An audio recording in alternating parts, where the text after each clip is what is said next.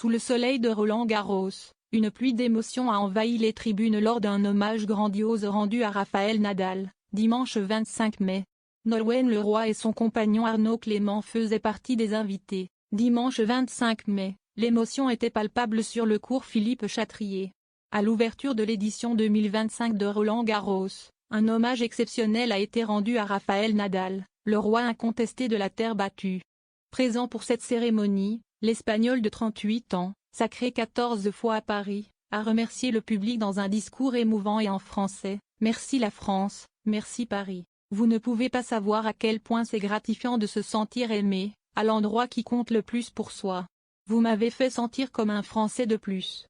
Je ne pourrai plus jouer devant vous, mais mes souvenirs resteront toujours liés à ce lieu magique et son public », a-t-il confié, la voix tremblante, sous les applaudissements nourris.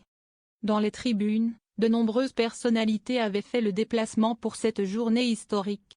Parmi elles, la chanteuse Nolwenn Leroy et son compagnon Arnaud Clément, lui-même ex-tennisman français. Le couple, discret mais complice, a partagé ce moment avec ferveur.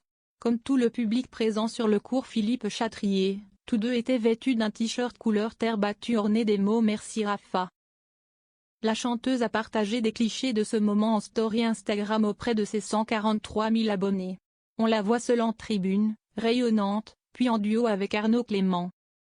Le couple, uni depuis 2008, a eu un fils, Marin, né en 2017. Arnaud Clément, 47 ans, a, lui, marqué l'histoire du tennis français dans les années 2000, après avoir reçu un trophée honorifique et vu son empreinte posée pour l'éternité près du filet. Rafael Nadal a salué ses amis et anciens rivaux, Novak Djokovic, Roger Federer et Andy Murray, tout présents pour l'occasion. À eux quatre, ils totalisent 69 titres en Grand Chelem. Vous m'avez donné du fil à retordre, j'ai beaucoup apprécié vous affronter, dépasser mes limites. À la fin, le tennis reste un jeu, mais quelquefois, cela va au-delà du jeu.